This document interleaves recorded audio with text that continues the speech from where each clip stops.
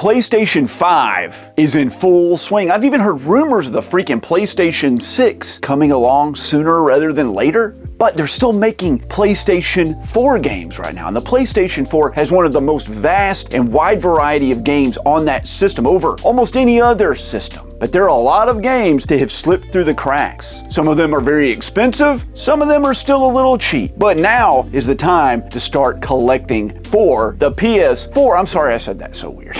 But it felt important. Hey guys, I'm RNG Gamer. I play all my games randomly, and here are some games you may have missed on the PS4, but you need to probably pick them up. Now, the PlayStation 4 is full of a lot of high energy, big budget games, but that's not what I want to talk about first. Instead, I want to tell you about a game that made someone I work with, who is the least serious person I've ever met in my entire life, cry. That's right, this game made him cry. It's Spiritfarer. So Spiritfarer is one of those games in the same genre as Terraria.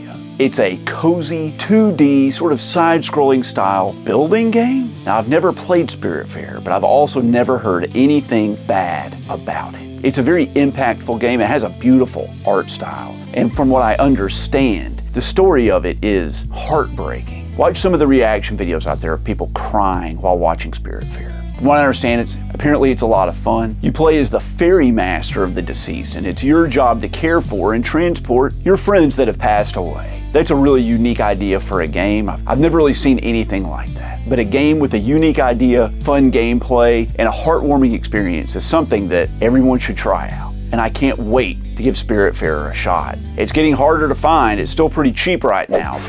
So I need to tell you guys about something important, a game that I thought was going to absolutely be terrible, and I bought it on a whim, and it ended up being one of my favorite game franchises of all time. It's Disaster Report 4. A while ago, this game went out of print. I had to import it all the way from Europe. Luckily, it got a reprint later, but I don't know if it got more than one reprint. So what is Disaster Report? You play as a person trapped in Tokyo in the middle of a disaster. There was an earthquake, buildings are falling around you, and it's your job to get out of the city. However, that's easier said than done. Now, you would think this would be a high action kind of adventure game, but it's not. Instead, you run into a lot of different characters and you have to assist them with their problems, much like an RPG. Maybe a husband and a wife think there's some infidelity going on and you have to get to the bottom of that and figure out what's going on. Or maybe you get kidnapped in the subway because some criminal finds out that he can take advantage of the situation that's going on right now with all the chaos around. It's an amazing experience. I loved it. I can't wait to play the other Disaster Report games, but this isn't one that I see talked about too much, and you should definitely grab it if this looks interesting to you. It's spooky time, guys. Let me tell you about a horror game in the style of the old school Resident Evil games. It's Signalis. Signalis is one of the games that's recommended to me more than any other game. I love Resident Evil. It's probably my favorite game franchise of all time. And when these throwback games like this come out, it's just something I have to get. I love the over-the-top view of this. I love the idea of the puzzle solving. I love the idea of all that hardcore survival horror. Now, this was put out by Humble Games, and from what I understand, they're not going to be publishing any more physical games. So they had a great run, but the run looks like it's over. So it seems like a good time to grab this game while you can. I've heard nothing but great things about it, and if you like survival horror and you like these retro throwback style games, then this is something you have to get. When I first started YouTube, I just wore the clothes that I wore to work. I have to wear a collared shirt. Okay, there's no getting around that. And because I wore some collared shirts in a few videos, apparently wearing button-down collared shirts is my thing. I have to wear them in every YouTube video. And let me tell you, there's a real issue with buying collared shirts and clothes in general, which is why I want to tell you about today's sponsor, Into the AM. The issue I always have with shirts is the high quality ones are like $80 or $90, and the cheap ones are like $12 on clearance from certain stores. The cheap ones might look good, but they fall apart. And well, the $80 ones, they cost $80. That's where Into the AM comes into this picture. They make extremely high quality clothes, jeans, shirts, t-shirts that all have a lot of good style to them, that are in that good middle section where they're not gonna break the bank and they're very high quality. This shirt I wanted to wear, I've been wearing at least once a week for an entire year, and it is holding up perfectly. It looks brand new. I cannot get over it, how well it's done. And their t-shirts, I love those too. I have to wear them as undershirts on these videos, but let me tell you, at home, I rock those t-shirts real hard, dad bod and all. So if you need some high quality clothing that is really affordable and often have a lot of really good sales on their website, then you should check out Into the AM. If you want a 10% discount, use my link in the description. It'll help old RNG out, and it'll help you out getting some good looking clothes that won't break the bank and won't fall apart on you. Thank you so much, Into the AM, for sponsoring this video. I really appreciate you. And let's get back to talking about some games you should also buy. Up next, we have a game I've never heard anybody ever talk about, not even once. I think it was a PAL-only release. It is a roguelite RPG with a cosmic horror theme to it. It's Lovecraft's Untold Stories. From what I understand, this is like a Diablo-style game where you move around procedurally generated areas where you have to take down enemies, fight all kinds of Cthulhu monsters, and other horrible things. Now, this game is all based off the lore of the H.P. Lovecraft universe. Is it a universe? Can a 19th century novelist have a universe? I'm talking about like it's like the Marvel Cinematic Universe. It's H.P. Lovecraft stuff, guys. You know what it is. Cthulhu, losing your mind, all the terrors from the deep, that sort of stuff. But the fact that they made a RPG roguelite around that nobody talks about, and I had to spend a little bit of time to even find a copy of this game, that's like a recipe for something that's going to be highly sought after in the future. A game that has like almost unlimited gameplay, that's horror-based, it's from a franchise, H.P. Lovecraft, the H.P. Lovecraft franchise. And it's like a region exclusive. You need to grab this game. If this looks good to you, now's the time. It's never gonna be easier than it is right now. Now, boomer shooters are all the rage right now. Why? Well, because I think most gamers are like 37 years old. All the young gamers are just playing Minecraft and Fortnite all day. That's all they do, and some Roblox mixed in with it. But the people that grew up gaming in the 90s and the early 2000s, well, we were used to these fast twitch shooters on the PC. Well, now companies are making those and putting them out on the consoles. Let me tell you about one of the best ones. It's Ion Fury. And I just pulled this off the shelf on my PlayStation 2 game. Sorry, guys, I didn't want to move the camera again. Now, everybody knows this game is good, but when it came out, there was a little bit of controversy with it because the original name of the game was Iron Maiden. And guess what? There's a huge heavy metal band that's been around freaking 50 years? 50 years? Has Iron Maiden been around 50 years? They might have been around 50 years. They've been around 50 years. Well, you can't steal their trademarked name, guys. Never mind that it's a flippin' torture device that's existed for 850 years. That doesn't matter. No, man. Iron Maiden.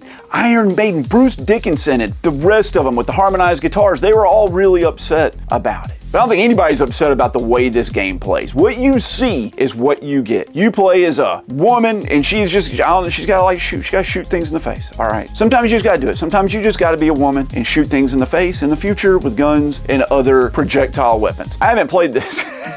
But everybody's told me it's amazing. I know it's gonna be great. There's just a lot of games in the backlog. There's nothing I can do about that except play more games. And I'm trying to do it.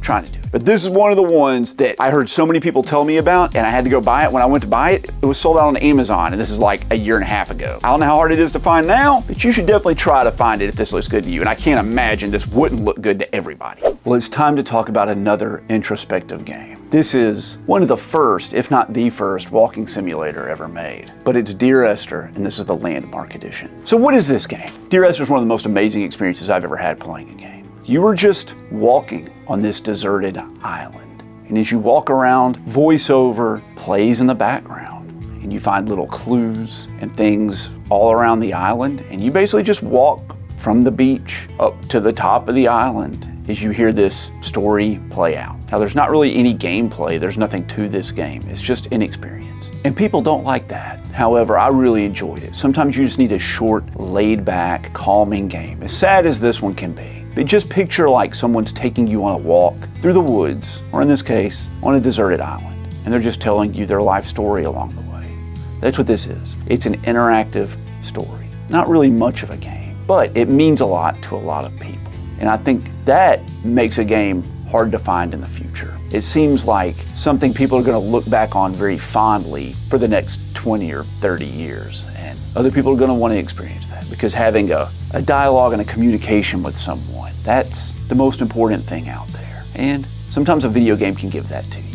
Dear Esther definitely gives that to you. If this looks good to you, and I hope it does, because it's a remarkable experience, you should definitely give Dear Esther a shot. Download it if you have to. It couldn't possibly be expensive. But if you want a physical copy, you're gonna have to do a little digging for that. Do you guys like the No More Heroes games? They've been a staple since the flippin' Wii, and now even on the PS5 we have the third one. But there's one that comes between number 2 and number 3, and it's this one, Travis Strikes Again. Now, you can get this game pretty much anywhere for like nothing, and nobody really cares about the original version of it because it needs patches. But this version is the complete edition with all DLC and all patches on disc. And I believe it only released in the Asia region. However, it does have English on the disc. So this one differs from the other No More Heroes games, where it's like a third-person hack and slash action game. This is a over-the-top action hack and slash game, similar to Diablo. You run through these dungeons, hacking and smashing things away. I believe you level up and you do gather different items. It has all the zaniness and quirkiness that the No More Heroes series is known for. It seems it didn't get a lot of good reviews from the general public or the critics. But the people that love the No More Heroes series, they all seem to really like it. Now, when I bought this, it was really cheap. It was maybe $20 on PlayAsia. But the last time I checked, it was sold out. If you want this complete edition and you want to complete your No More Heroes series with all the different versions of them, you got to get every game because you just love Travis Touchdown so much. You're going to have to get this one. It was scheduled to come out in the United States, and because of the reviews and the sales, they didn't release it. Only released in Europe. Bummer. Bummer. Thanks so much for sticking around, guys. I hope you liked the video. The names you see on the screen right now, well, those are my Patreon supporters and my channel members. Every dollar they contribute goes right back to this channel, and it's a great way to support the content creators you care for. If you'd like to support me, Old RNG, there's a link to that in the description down below. Don't forget to check out our sponsor link, Into the AM, as well, if you're looking for some cool clothes. If you think I've earned it, subscribe to the channel, give me a like, leave me a comment. I answer every single one of them. And I'll catch you guys next week.